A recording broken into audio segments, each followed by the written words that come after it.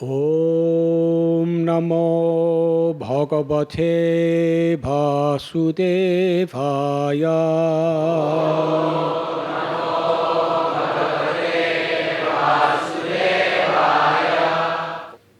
Nishkinchanah nanubhavan nayatosti kinchid. Nishkinchanah nanubhavan nayatosti kinchid. Yasmai balim balibhujo piharantya jadhya. Yasmai balim balibhujo piharantya jadhya. Natva vidantya sutripontikam adyatandha.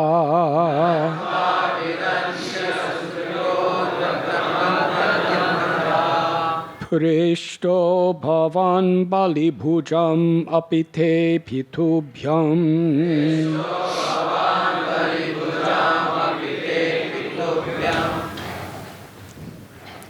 You possess nothing, because there is nothing beyond you. Even the great enjoyers of tribute, Brahma and other demigods, pay tribute to you. Those who are blinded by their wealth and absorbed in gratifying their senses do not recognize you in the form of death. But to the gods, the enjoyers of tribute, you are the most dear, as they are to you. Purport. Here, Srimati Rukmini Devi replies to Lord Krishna's statement in text 14. Nishkinchana bhayam sasvam, nishkinchana janapriyaha, tasmat prayena na hyadhya, mam bhajanti sumedhyame. We have no material possessions, and we are dear to those who similarly have nothing. Therefore, O slender one, the wealthy hardly ever worship me. Queen Rukmini begins her statement by saying, Nishkinchano nanu. You are indeed Nishkinchana. The word kinchana means something, and the prefix nir, or as it appears here, nish, indicates negation. Thus, in the ordinary sense, Nishkinchana means one who does not have something, or in other words, one who has nothing. But in the present verse, Queen Rukmini states that Lord Krishna possesses nothing, not because he is a pauper, but because he himself is everything. In other words, since Krishna is the absolute truth, all that exists is within him. There is no second thing, something outside the Lord's existence for him to possess. For example, a man may possess a house, or a car, or a child, or money, but these things do not become the man. They exist outside of him.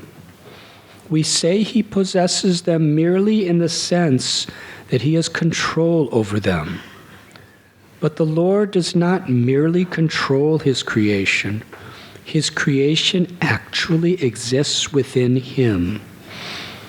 Thus, there is nothing outside of him that he can possess in the way that we possess external objects. The Acharyas explain Nishkinchana in the following way. To state that a person possesses something implies that he does not possess everything. In other words, if we say that a man owns some property, we imply that he does not own all property, but rather some specific property. A standard American dictionary defines the word some as a certain indefinite or unspecified number, quantity, etc., as distinguished from the rest. The Sanskrit word kinchana conveys this sense of a partial amount of the total. Thus, Lord Krishna is called Nishkinchanah to refute the idea that he possesses merely a certain amount of beauty, fame, wealth, intelligence, and other opulences. Rather, he possesses infinite beauty, infinite intelligence, infinite wealth, and so on. This is so because he is the absolute truth. Srila Prabhupada begins his introduction to the first canto, volume 1 of the Srimad Bhagavatam with the following statement, which is quite relevant to our present discussion. The conception of God and the conception of the absolute truth are not on the same level. The Srimad Bhagavatam hits on the target of the absolute truth. The conception of God indicates the controller.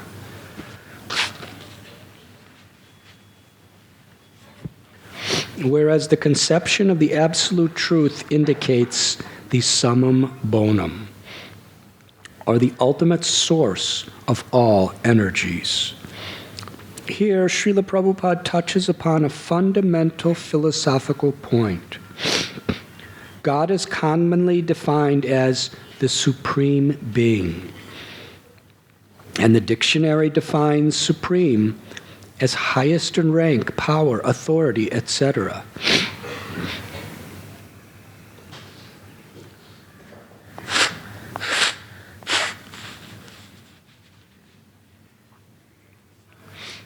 Highest in quality, achievement, performance, etc.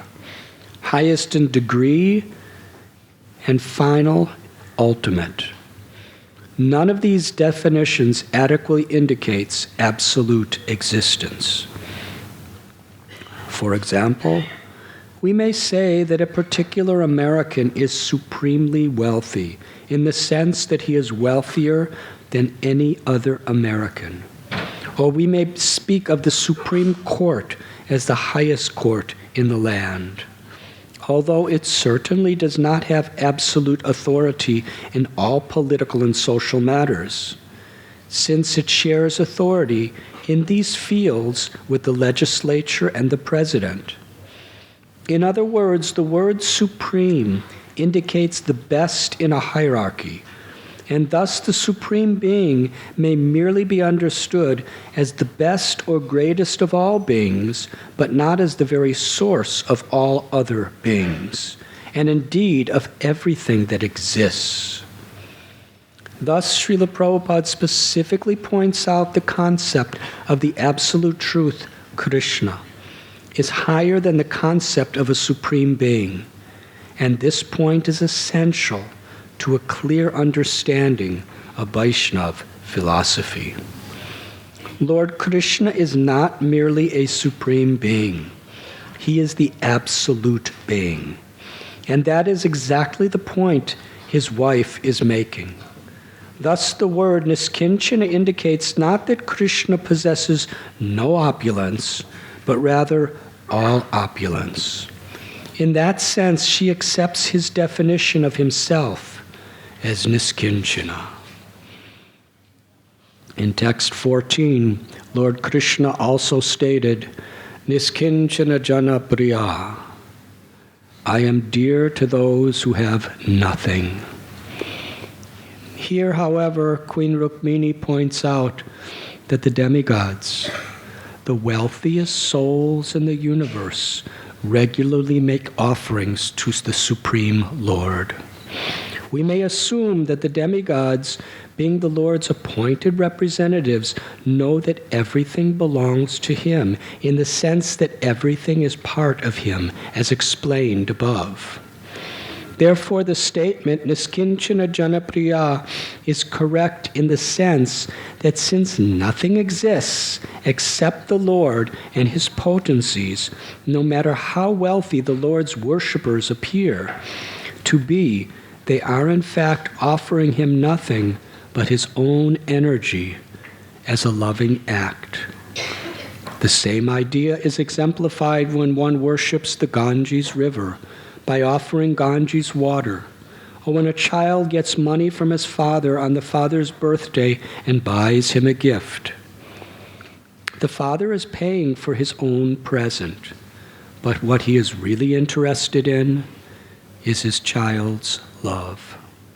Similarly, the Supreme manifests the cosmos, and then the conditioned souls collect various items of the Lord's creation.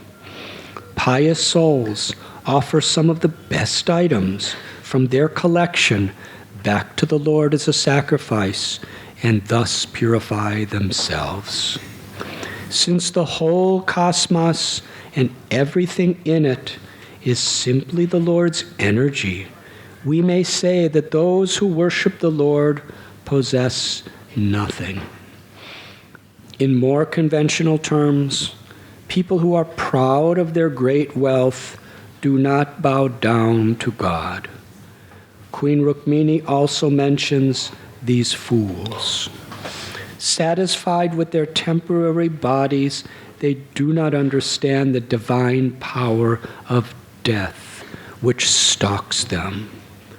The demigods, however, are by far the wealthiest living beings, regularly offer sacrifice to the Supreme Lord, and thus the Lord is most dear to them, as stated here. Today we are reading from Srimad Bhagavatam, Canto 10, Chapter 60, entitled Krishna Teases Rukmini, text 37.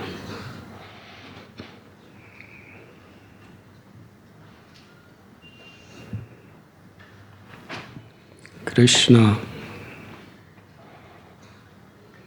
who is Rasa Bihari, in the spiritual world, in his original, most complete, absolute identity, is forever enjoying rasa. Intimate, ever-increasing, limitlessly variegated, loving exchanges. In the spiritual world, the whole purpose of existence is simply these loving exchanges. In this material world, for people who have, by our own free will, chosen to seek happiness outside of our constitutional nature as loving servants of the Lord. When we want to be the enjoyer, when we want to be the proprietor, there are limitless excuses, justifications, and facilities to exercise that free will. But they can never satisfy the self. Because Jivara Swarupoi Krishnara Nityadas. It's our nature to love Krishna and to serve Krishna. Sri Chaitanya Mahaprabhu, one of his most elaborate philosophical explanations was in the holy city of Varanasi, on the bank of the river Ganga, to Srila Sanatana Goswami. Sanatana Goswami is Sambandha Guru. He's the Guru for our whole sampradaya, in the sense that through his example, through his teachings, through his empowered divine grace, he's teaching us how to reconnect and reestablish our relationship with Krishna. Sri Chaitanya Mahaprabhu taught through him. His example, he was a prime minister of a whole kingdom. He was extremely wealthy. He was like the very son of the king, who had given him vast property, magnificent palaces, servants, jewels, and tremendous amount of independence to help him rule. He was also a most learned scholar, most pious person. While most people are seeking wealth, even compromising their own well-being for the purpose of wealth. Because those who understand how material nature works, there is the law of karma. For every action, there is an equal corresponding reaction. If you cause harm to another, that harm will come to you. If you do good to another, some goodness will come to you. It is all temporary. But when we engage in an immoral activity for the purpose of happiness, a person who is quite ignorant of how the world works, they only see something very immediate. I'm getting some really enjoyable physical or emotional pleasure. I'm becoming powerful. I'm getting more money, I'm getting more land. These things are fleeting. They don't last. And there's some sense of happiness there. But a person who understands the science of how nature works knows that if I cause harm to another by getting this, then I am going to suffer miserably. The amount of temporary physical and emotional benefits that I'm getting to enjoy now are just a very insignificant in compared to the suffering I'm going to have to endure in the future. In Sanskrit, sreyas and preyas. Preyas means a person who is simply concerned with immediate results. And shreyas means a person who is intelligent. This is what intelligence really means. A person who sees into the future.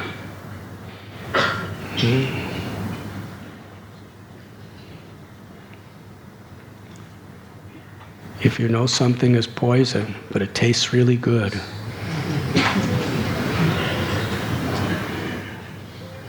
you may have a few hours of really nice taste.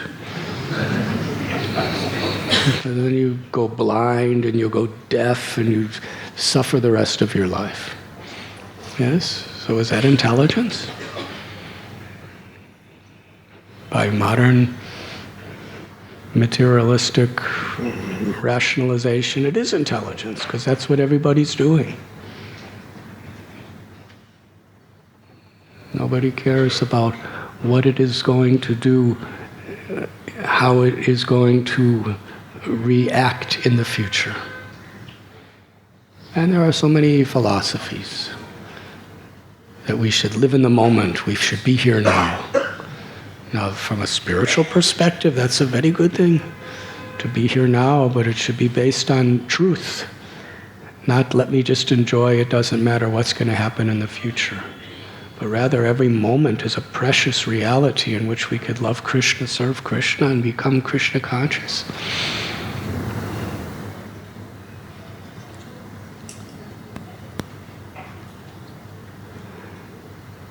So here we find Krishna is in this very, very philosophical discussion with Rukmini, although it wasn't intended to be that way. Krishna never saw Rukmini angry. Whatever he did, she just accepted it and just served him and pleased him. But now he wanted to exert his supreme power by making her angry. But in this sense, Krishna is conquered by the love of his devotee. He is saying so many things against himself just to prove that he's not worthy to have a queen like Rukmini. And therefore, by pointing out all of his various disqualifications, he's telling Rukmini, you should leave me and go somewhere else. He wanted to see her get angry, but she didn't get angry. Rather, she was in such intense bhava or ecstasy of love, thinking Krishna was going to leave me, that her whole body began to tremble. She looked down, tears poured from her eyes, and ultimately she fell to the ground unconscious. That was a very different experience. And then Krishna jumped down from his bed, from Rukmini's bed, and picked her up. It describes in Srimad Bhagavatam, just to serve her thoroughly, he manifested 4 arms. So he could simultaneously pick her up and wipe her tears and clean her body. And he was doing all these sevas for Rukmini simultaneously. And then he said, actually, I didn't mean that. I just wanted to make you angry. And he explained. And then she was happy. And now she is responding to everything he said. Whatever he was saying was his disqualification, she's reinterpreting it from a higher level than even Krishna spoke it, to explain how it is everything he said is glorifying him. His idea was to say, you are so qualified, I am so unqualified. But she's interpreting every word of it as you are so qualified and I am so unqualified.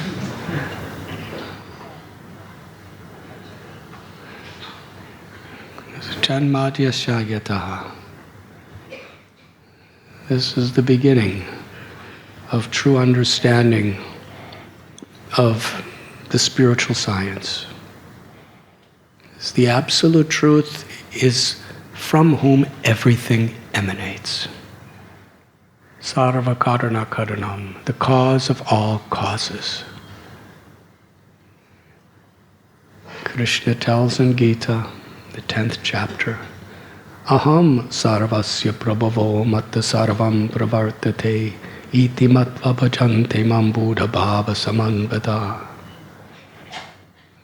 I am the source of all spiritual and material worlds. Everything emanates from me. Parasya shaktir vivadaya shruyate. That the Lord has many energies, multifarious energies. And the Lord is simultaneously one with those energies and at the same time stands apart from those energies. The example often given is the sun planet. The sun is the sunshine.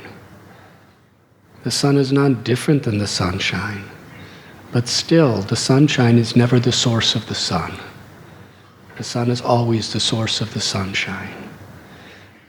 And a sun ray is non-different than the sun, but a sun ray does not include all sun rays. But the sun includes every sun ray. Mamaivam so jiva loke jiva bhuta sanatana. Every living being is part and parcel of me. Krishna tells in Gita that when you know the truth, you understand all beings are in me and mine.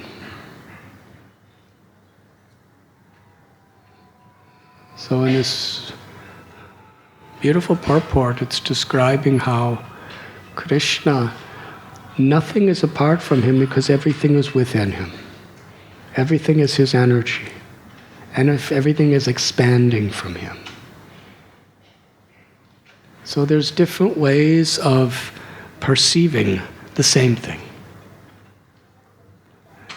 And if we try to see it from a whole picture, we understand there's no contradiction. But if we only see specifics, this and that, without seeing their relationship with each other, then we see apparent contradictions. For instance, in Bhagavad Gita, Krishna says, as the peace formula in the 5th chapter, Bhoktaram Jagatapasam Sarvaloka Maheshwaram. And this is translated that Krishna is the proprietor of everything that exists. He's the enjoyer of everything, he's the best, intimate, loving, well-wishing friend of all, and he's the proprietor of everything that exists. And here we find Krishna's not the proprietor of anything, because he's beyond a proprietor. He simultaneously is the proprietor and he's not the proprietor. How is that possible? He's the proprietor because he is the ultimate controller of everything. But this is just in a way that we can understand and perceive. But the concept of achintya, inconceivable, we have to really broaden our spectrum of intelligence beyond human intelligence, which is impossible. But still we have to do it. And how is it possible? How is it possible to do what's impossible? You have to be humble. You have to be humble to let Krishna do it for you. We can only understand Krishna when Krishna makes himself understood to us. We can only truly understand what philosophy is when God reveals the truth of that philosophy. Otherwise, it's just semantics, and it's just words, and it's just concepts, and it's just jugglery of our intelligence to comprehend, to explain. But to really understand, to grasp it, is only by Krishna's grace. And we have to humble ourselves to Krishna's grace. In this sense, proprietor. Krishna is the proprietor of everything because he's Ishvara Parama Krishna. Satchidananda Vigraha. He's the supreme controller of all controllers. Shumi Sarveshwareshwara Prajendra Kumara. Krishna is Sarveshwareshwara. That means he is the controller of all controllers who think they're controllers and everybody else who's a controller. Everyone has some control. Even a little baby that just comes out of a mother's womb has a little bit of control.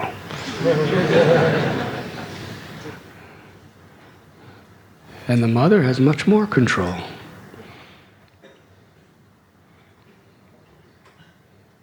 But then the mother is also controlled, and the father's controlled. Everybody's controlled. Ultimately, we're all humanity and all the species of life on this little earth planet are very much under the control of the devas. And the devas are all totally under control, ultimately of Krishna. So he's the supreme controller of all controllers. So to be a proprietor means you have control over something. But at the same time, he's the absolute truth. Everything is his energy. Everything is not different than him. But still, for the sake of ras, for the sake of loving exchange, he is separate.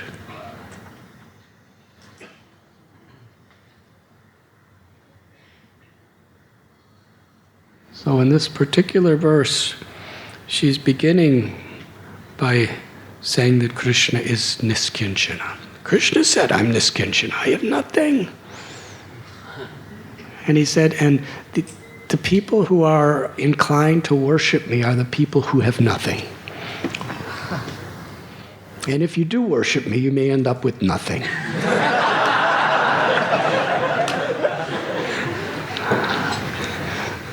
Now, if you were, someone was trying to arrange your marriage, and this is what your potential spouse were to say, that actually I have nothing. And the only people who like me are people who have nothing. And if you marry me, you will have nothing. You have to be quite detached to marry such a person. Of course. Swayambhuva Manu, he was the king.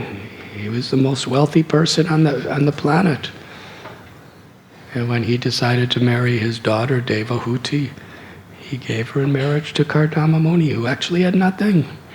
He was living in the forest, didn't have any house, didn't have any bank account, didn't have any servants, just lived. But he had bhakti. He had dharma. He had bhakti. He had love for God. And Swayambhuva Manu understood this is real wealth.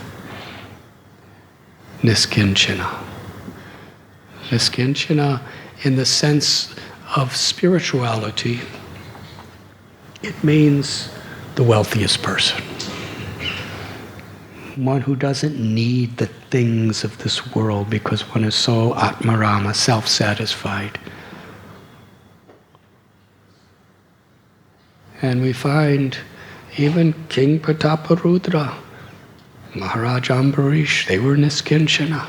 Maharaj Yudhisthira, when he was king, they were Nishkinchanah because they claimed nothing to be their own. They understood everything as Krishna's. And they used whatever they had, their abilities, their intelligence, their knowledge, their wealth, their influence. Everything was in the mood of a servant of the servant of the servant. This is Nishkinchanah.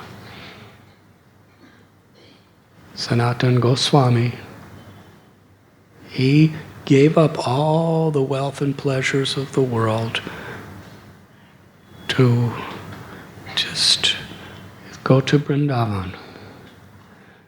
When he went to Varanasi on the way to Vrindavan, he went from the prime minister, and he could have easily just practiced Krishna consciousness in that state for the rest of his life, which is he was doing. But he understood the Lord's will. He wanted to give his whole heart and his whole life in another type of service. So he voluntarily became a prisoner, was put in an underground dungeon prison cell. All he had to do is tell the king, okay, I'm with you. But he said, I'm no longer with you. So he was put in prison. And he had to bribe the keeper of the jail, which was completely not his style of doing things. He was the man of highest integrity. He didn't bribe people. But he had to. It was the only way out. And then he escaped. And he was a convict. Obviously, when the king found out, he was going to send people looking for him. He couldn't go by any main road. He had to be going through the forests. He was in the clothes of a prisoner. And finally, he came to one place where his brother-in-law saw him in that state and gave him a nice blanket. Because northern India, it gets cold. And he didn't want it, but just to make his relative happy, he accepted the blanket. And that's all he had, is a blanket. But it was a pretty nice blanket. And when he went to Varanasi and met Lord Chaitanya didn't say anything about it. Just for a moment, Lord Chaitanya glanced at the blanket.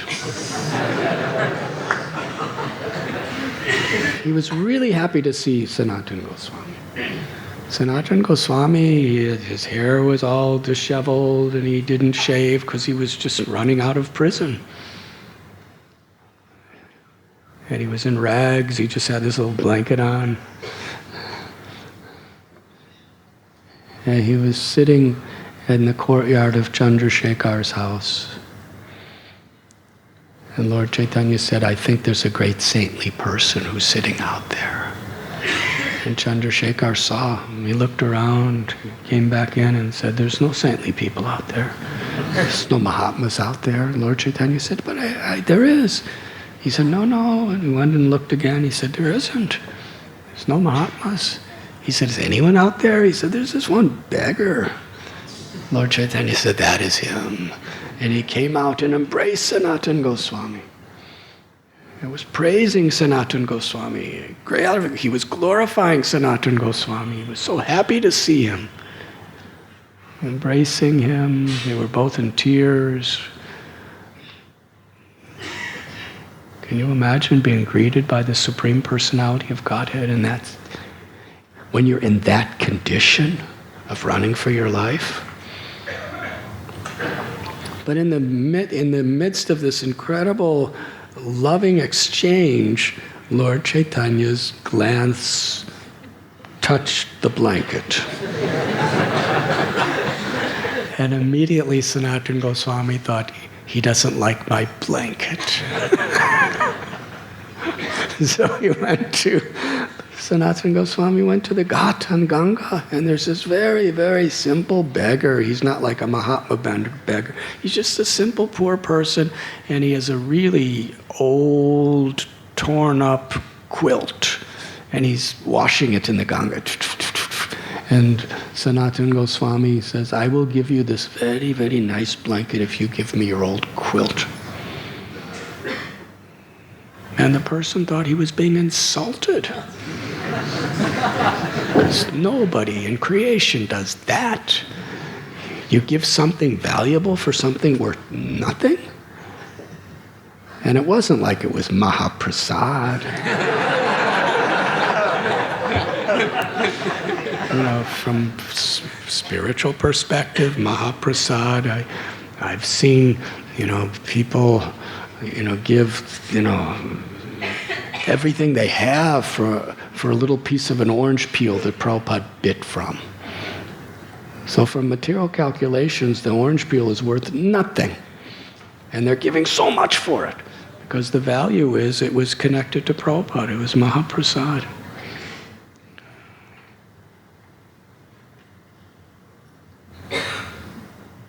But this quilt wasn't Mahaprasad.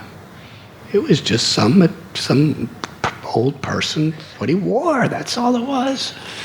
He says, what insult? Why are you insulting me? Just because you're rich and I'm poor, why are you saying these things against me? Sanatana said, no, I really want to give you this. Please give me that. He said, really? He said, yes. So he took the old quilt. And then he came back to Sri Chaitanya Mahaprabhu wearing the old quilt. And Lord Chaitanya said, where is that nice blanket you had? And Sanatana Goswami explained. And Lord Chaitanya said, this is very good. Now, the last tinge of material attractions that you have is gone. And Sanatana Goswami presented himself in such a humble way. Really as Nishkinchanah. Because opulences, there are 6 opulences. Wealth is one of them. beauty, knowledge, strength, fame, and also detachment is an opulence. People are attracted to renunciation. Certain people. So Sanatana Goswami was a scholar. He was just a few days before a billionaire, and he gave it up on his own. He was from the highest family, Saraswat Brahmins from Karnataka. He had such fame. He had everything. But he presented himself to Lord Chaitanya that I'm a fool. I don't know anything. People say I'm scholarly because I know so much scriptures and everything like that. But actually, I really don't know why I'm suffering. But I'm suffering. I really don't know who I am. Who is God? What is the true purpose of life? And he wasn't speaking artificially or superficially. He was really speaking from his heart. Because Sri Chaitanya Mahaprabhu, he sees from outside in, from inside out, from the place in the middle between inside out. He sees from above us, below us, on all sides of us. In other words, he really knows what we mean. He sees our intention. Bhava grahi janardana. In this sense, he understands the true heart of Sanatana Goswami. He really felt what he was saying. And therefore Lord Chaitanya considered, you are a fit person to hear the truth. Actually, Lord Chaitanya said, you are fit to be my guru. You know everything. But just for the sake of being strict and exemplary, you are speaking in this way.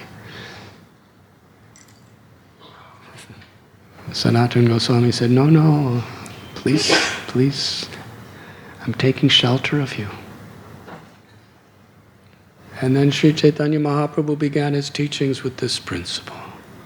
Jivara Swarupor Krishnara Nityadas. That every living being is by our nature, eternally, the servant of Krishna. And then he developed the entire Siddhanta and science of bhakti. He explained Ishvara, Jiva, Prakriti, Kala, Karma, and then he went through all of these material aspects of creation into the concept of Brahman, and the concept of Vaikuntha, and the concept of Goloka, and the concept of loving exchanges, or Bhakti Ras.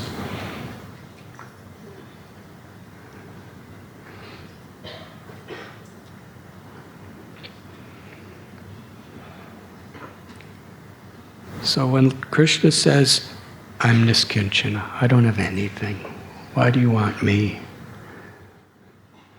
Rukmini is telling Krishna, what you said is very true. And this is a concept which is very fundamental to the difference between the understanding of the Vaishnav school and the impersonal schools. Because the concept of nirguna is there in the scriptures. It's a name of Krishna, nirguna, which means, guna means qualities. Nir means no, negation, with no qualities. So one interpretation of this is, if Krishna has no qualities, no gunas, which is there in Vedas, That means he can't have a form, he can't have a personality, he can't have relationships ultimately, because this is all qualities.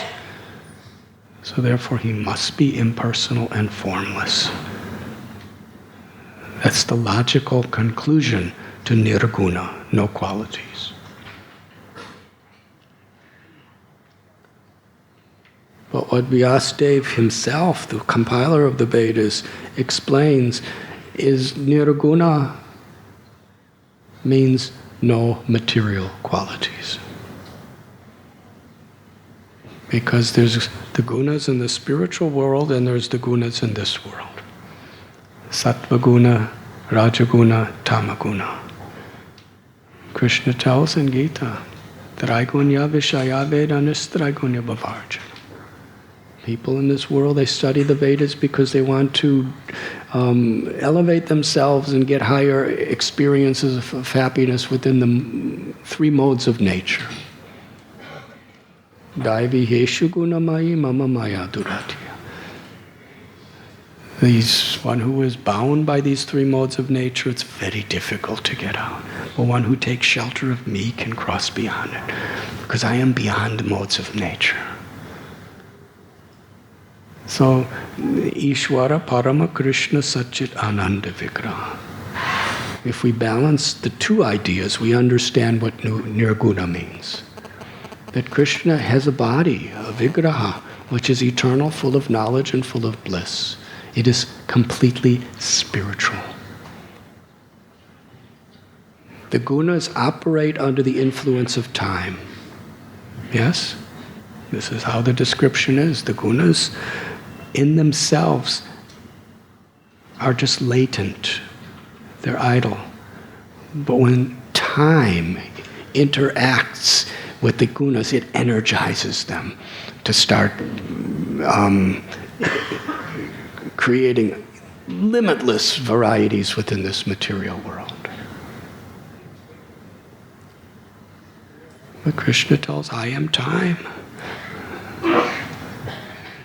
As Mahavishnu, by his own will, the gunas are created, and by the time factor of his glance, he activates everything.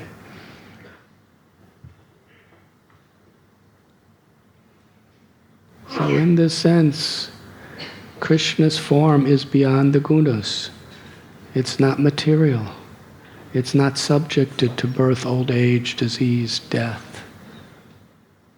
Everything within material creation, under the influence of the three modes, is limited and temporary. But Krishna is unlimited and eternal. His form, his qualities, his personality. So therefore it's the most obvious thing to a devotee that nirguna means no material qualities. Janma karma cha me divyam. Krishna says, my birth and appearance in this world is divyam. It is transcendental to all material conceptions.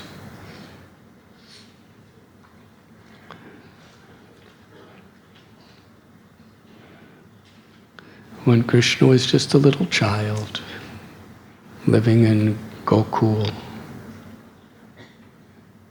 his friends complained to Yashoda Mai that Krishna has eaten dirt in a secluded place. And Yashoda Mai is his mother. By his Yogamaya potency, he's covering her understanding of his supremacy. Or according to this particular definition that is given in the purport, he's covering not only his supremacy, but his absoluteness. And she's thinking, he's my son, and I must feed him. And now he's eating dirt. He's going to get sick. Why have you eaten dirt? Krishna said, no, I never ate dirt. But actually, he did eat dirt. So how is it that the absolute truth is telling a lie? If we understand the absolute truth, then he cannot tell a lie. He's not lying. On a material level, it seems that way. But actually, he's only seeing it to increase the ecstasy of his mother. And to increase the ecstasy of all of his devotees for the rest of time. Because this is one of the favorite stories. So whatever Krishna does is for the ultimate welfare and benefit of everyone. So Yashodamai looks in his mouth. And in his mouth, she sees not only dirt, but the dirt was there. But Krishna created such a situation that she wouldn't pay attention to just the dirt that he ate. She saw the earth planet. Not just the earth that he ate. She saw the whole earth planet. She saw all the mountains on earth and all the oceans and all the planets and all the living entities. And she saw herself in his mouth.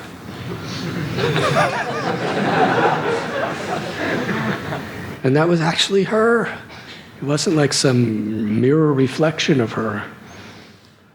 This is quite inconceivable. She's outside of his mouth, looking in his little mouth. It's only this big.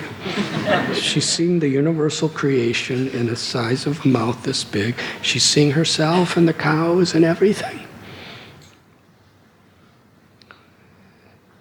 And because she's in motherly love, she's thinking, what is this I'm seeing? Am I sick? No, I'm quite well. Am I dreaming? And no, I'm awake.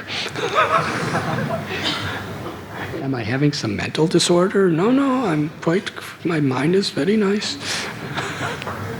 Maybe Gargamuni, what he said is true, that my son is God, is Narayan. She said, no, how is that possible? Narayan's the supreme controller of all controllers. And when there's lightning that comes in the sky, Krishna cries and runs to me and cries, give me protection. And until I embrace him, he's very much afraid. And he steals. God steals from Gopi's house butter and yogurt and all of these things. This is not Narayan. And when I chastise him, he becomes very afraid.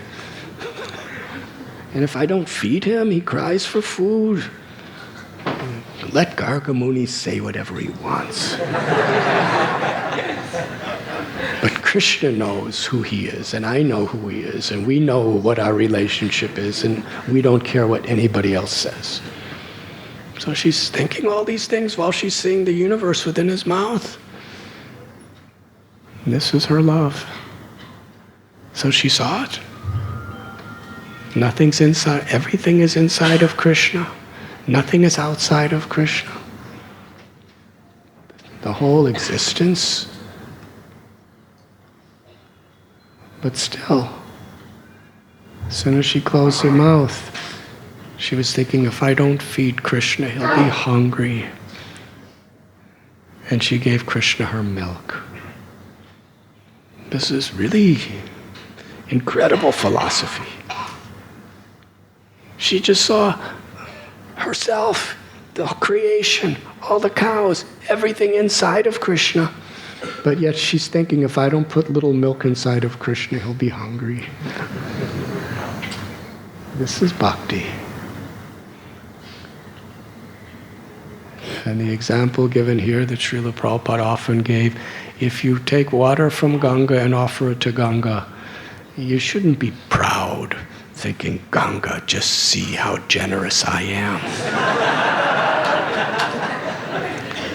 Let the world know that I have given water to Mother Ganga. Ganga is not concerned with the quantity of water you give her. She's concerned with the sincerity of our devotion. Because she's our mother. The example is given here of if our mother or father gives us money, and we go and buy him a gift with that money. Now, the father could be very honest and intellectual and say, son, the son runs up and says, Father, Father, it's your birthday. I bought you this gift. Please take this gift. And the father said, you're such a fool. You use my money. You use my money to buy that gift. How could you think that you're giving me the gift? You just took the money I gave you and bought this gift. So what is the use? I couldn't care less about your gift. I could have bought something I liked better with that money.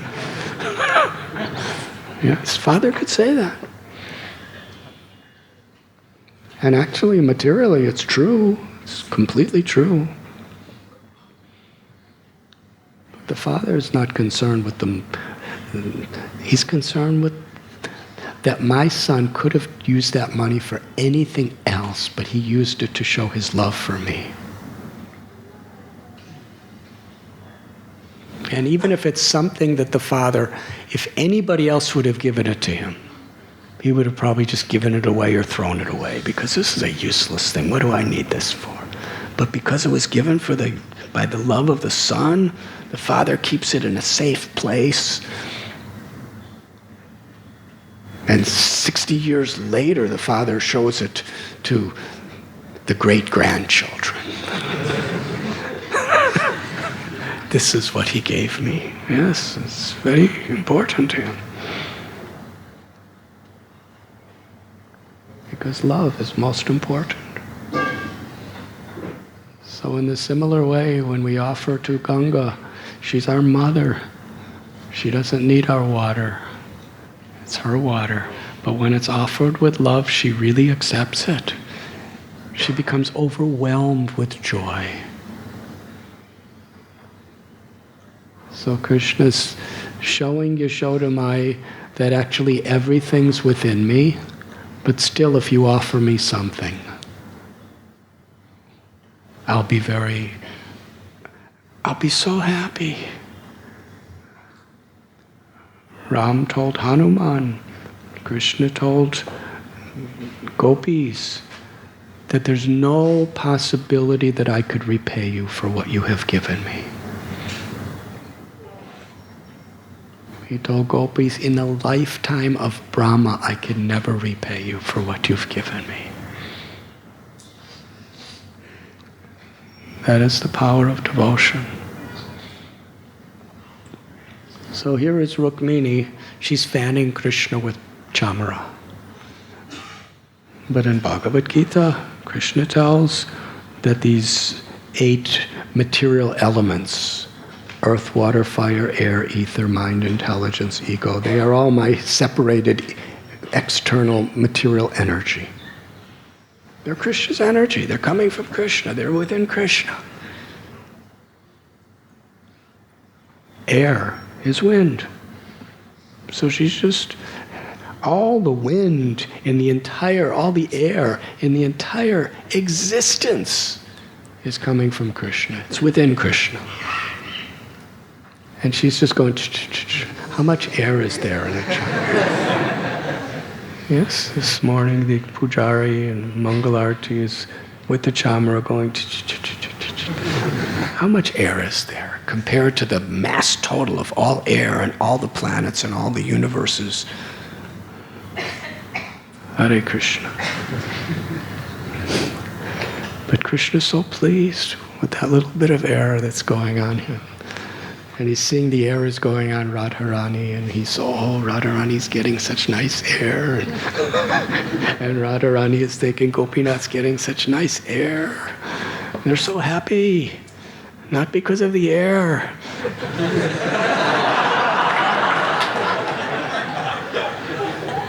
But because it's an exchange of devotion.